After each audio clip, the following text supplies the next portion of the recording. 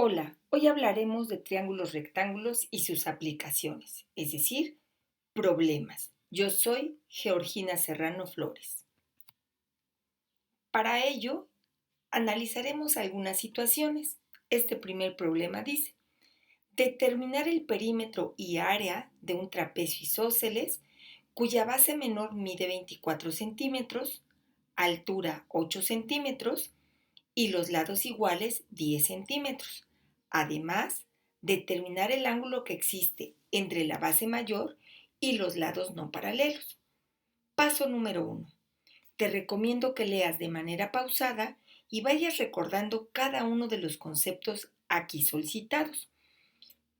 El trapecio isósceles es un cuadrilátero que tiene dos lados paralelos, pero diferentes, y dos lados no paralelos, pero iguales, como la figura que aparece aquí. Seguido de ello, dice que la base menor mide 24. Como podemos darnos cuenta, no conocemos la base mayor. Enseguida nos habla de la altura. Vamos a recordar que la altura es la distancia que existe entre las dos bases siempre y cuando haya un ángulo de 90 grados y que los lados iguales valen 10. Así que, si observas la figura que tracé, se genera dos triángulos rectángulos y un rectángulo al centro. Así que tomamos un triángulo, que es el que está aquí, lo desplazamos y nos damos cuenta que lo que antes lo denoté como D, sé que ahora es mi hipotenusa, porque está enfrente del ángulo de 90 grados. Y que la altura ahora es mi cateto opuesto, ya que el ángulo que nos están dando como referencia es el ángulo que existe entre la base mayor y los lados no paralelos. Pues bien, una vez que analizamos cada uno de estos datos, podemos decir que necesitamos el valor del cateto adyacente y la hipotenusa vale 10, mientras que el cateto opuesto vale 8. Por lo tanto, elevamos al cuadrado y 10 al cuadrado son 100. 8 al cuadrado son 64. Ese 64 que estaba sumando pasa del lado izquierdo restando. Si a 100 le quitas 64, te queda 36.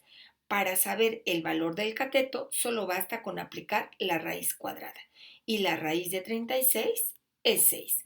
Así que ya conocemos este valor que está un poco más oscuro. Si este valor vale 6, en automático también este vale 6.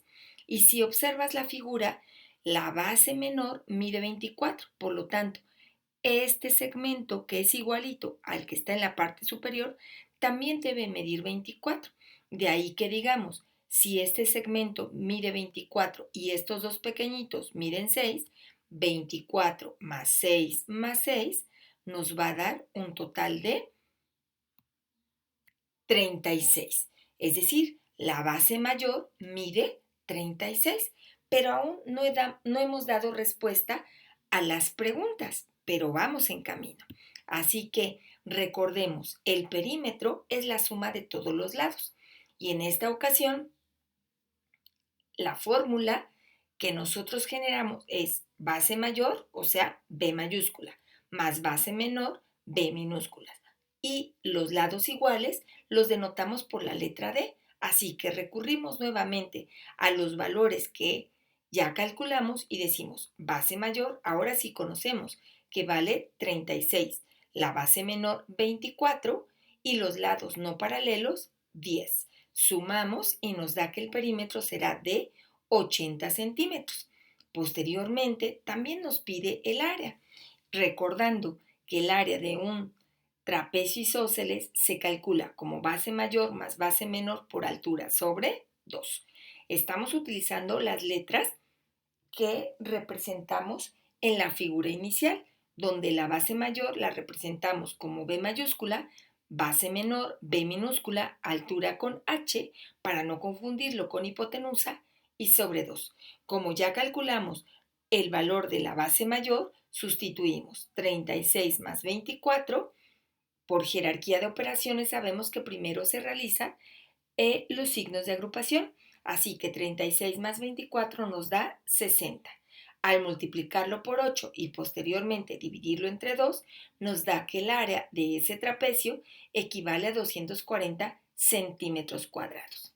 Finalmente, nos falta responder a cuánto es el valor del ángulo que forma la base mayor con los lados iguales. Así que recurrimos nuevamente al triángulo que habíamos separado y vamos a recordar que tenemos el valor de la hipotenusa y el valor del cateto opuesto. Así que el ángulo marcado lo estamos denotando con la letra A mayúscula. Cateto opuesto, que vale 8, hipotenusa, que vale 10, y la función seno, al pasarla del miembro izquierdo al miembro derecho, pasa como seno a la menos 1. En calculadora, recuerda, es shift seno de 8 décimos o bien segunda función de seno de 8 décimos. Y ahí encontrarás que tu respuesta es 53.13. Analizaremos un problema más, así que nuevamente te invito a leerlo con detenimiento. Se tiene una escalera de 6 metros y si tú observas la figura que generamos, pues la escalera normalmente se pone inclinada, así que esta línea oscura estará representando la escalera y con ella se quiere alcanzar algo que se encuentra en una ventana. ¿Qué quiere decir? Que esta posición estará denotando que ahí está la ventana y dice que esta ventana se localiza a 4 metros de alto. Es decir, aquí está el piso y aquí debe estar la ventana. La pregunta es, ¿qué ángulo de inclinación con respecto del piso debe tener dicha escalera? Por lo tanto, el ángulo que me están preguntando es este que está marcado en amarillo. Así que como es el ángulo de referencia, el cateto opuesto es 4, mientras que la hipotenusa es el número 6. Recordamos qué función trigonométrica relaciona el cateto opuesto con la hipotenusa.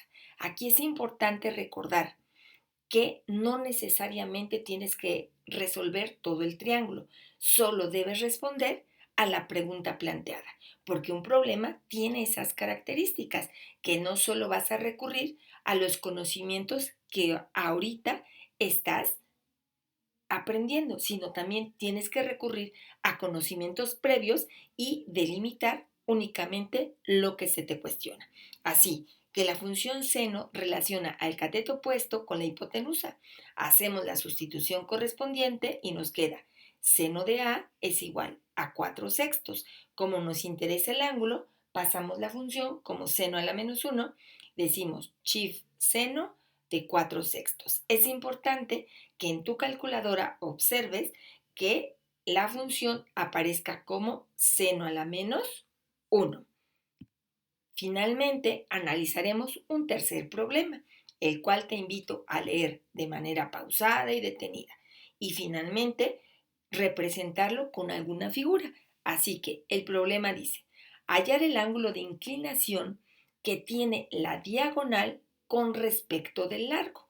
Por lo tanto, estamos hablando que es un rectángulo y que la diagonal es la que une dos vértices no consecutivos, es decir, esta línea que está aquí en medio es la diagonal y el ángulo que nos está pidiendo, es el ángulo que está marcado en amarillo, puesto que dice que es con el largo y la diagonal.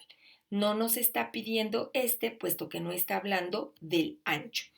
Finalmente, sustituimos los valores numéricos y nos damos cuenta que el largo, que mide 35, está representando el cateto adyacente, puesto que está junto del ángulo marcado, y que el alto está representando al cateto opuesto, puesto que está enfrente del ángulo marcado.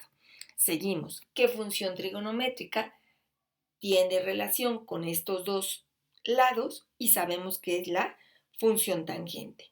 La tangente relaciona el cateto opuesto sobre el cateto adyacente.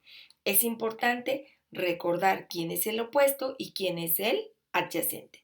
Sustituimos y como nos interesa el ángulo, pasamos tangente a la menos 1 de 12/35.